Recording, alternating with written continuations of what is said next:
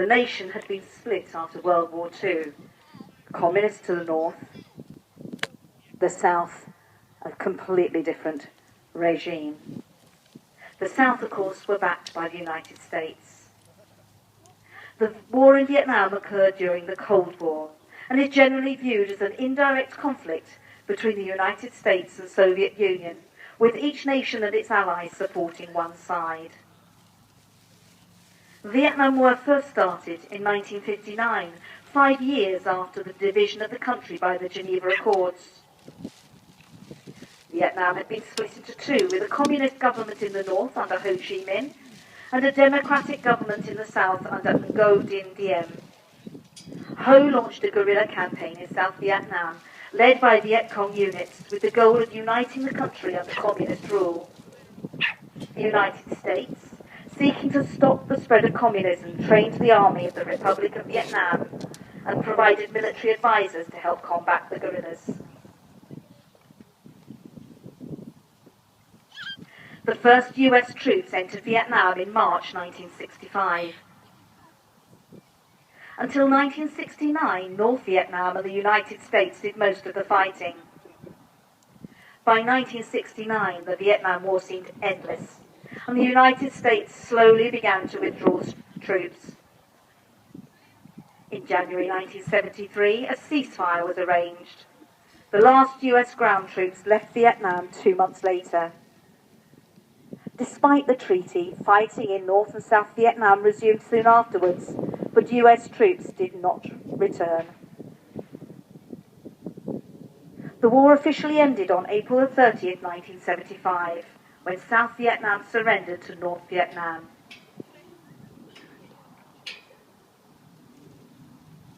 We pick up the story midway through the war. The US Air Force has been deploying C-47 gunships to devastating effect. North Vietnamese anti-aircraft artillery has succeeded in knocking one of these down, and the sole survivor, a pilot, has subsequently been captured by South Vietnamese guerrillas known as the Viet Cong, or VC.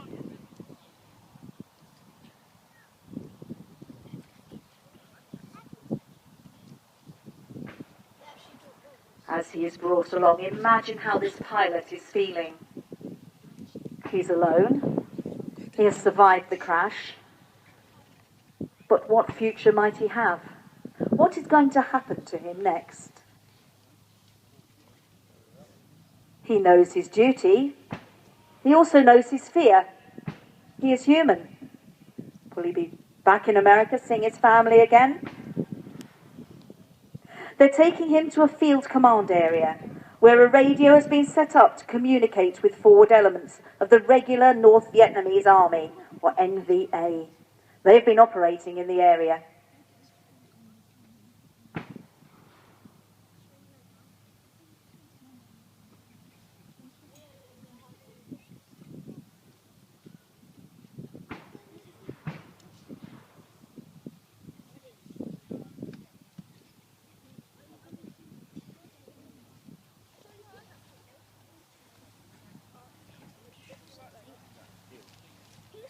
The man is wounded. He is powerless to overcome his captors.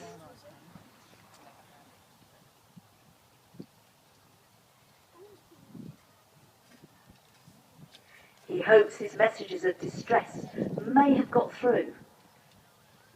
But at the moment, his situation seems hopeless.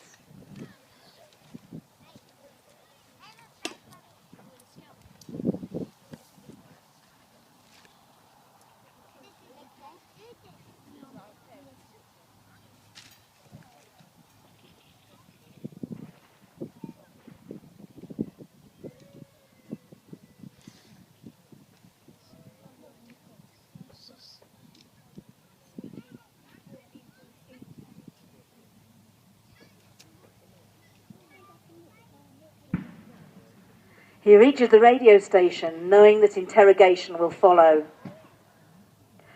However, luckily for the pilot, a US long-range reconnaissance patrol, often known as a LRRP, has responded to the mayday that he managed to put out from his downed aircraft. They've also been searching the area for survivors. They've seen the small Viet Cong unit and, deciding that the odds are favourable for a successful recovery of the pilot, they decide to engage the enemy.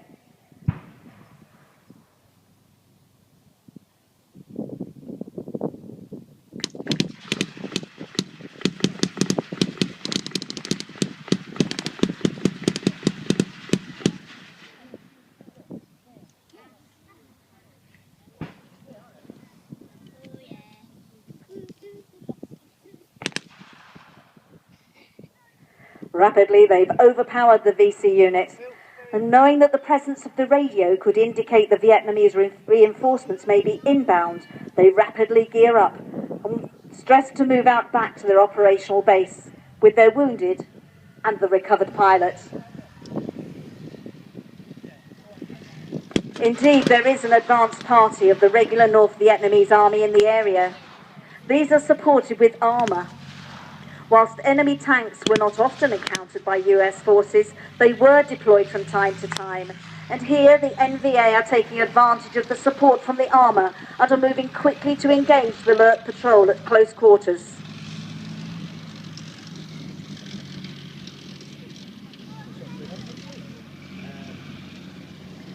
Realising that the shift of power is against them, the alert team have radioed back to their American base camp, requesting artillery support.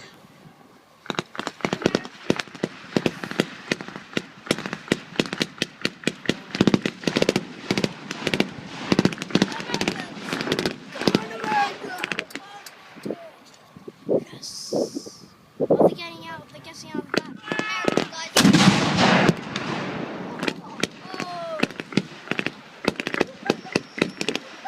The map grid reference has been correctly relayed back to base camp, and the 15mm field artillery begins firing on the given coordinates. At the same time, the regular infantry have been alerted and move out to support the alert team and wipe out the NVA in the area.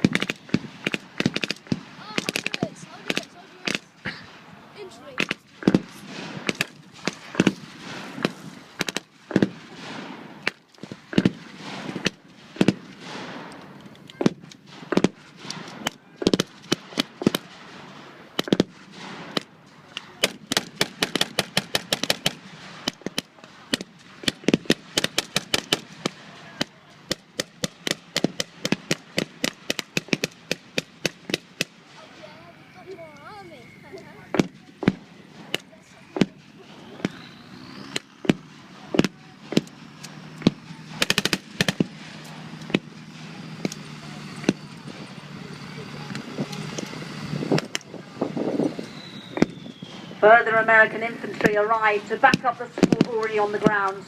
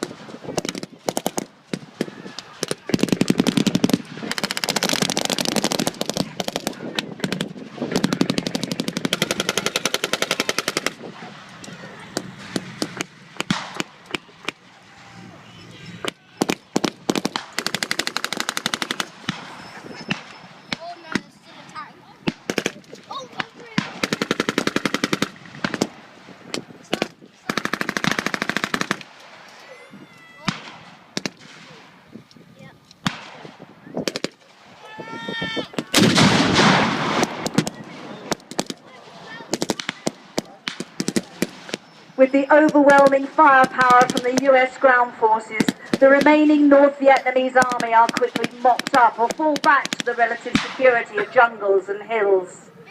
But this is South Vietnam, and in this largely forested landscape there are many Viet Cong guerrillas.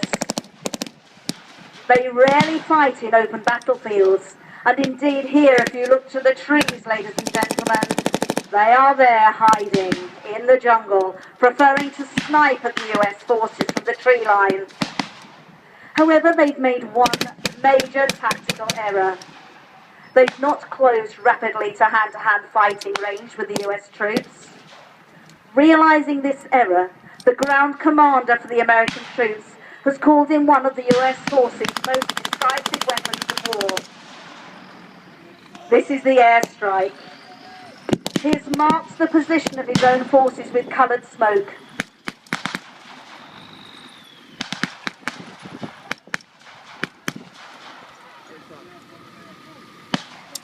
They withdraw.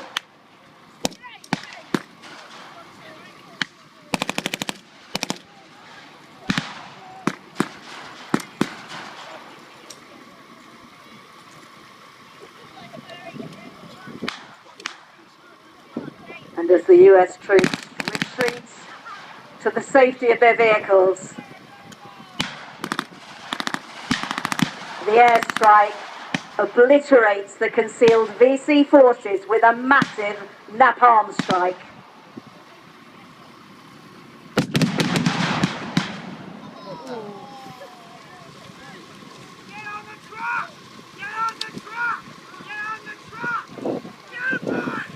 Any remaining North Vietnamese forces are now quickly eliminated.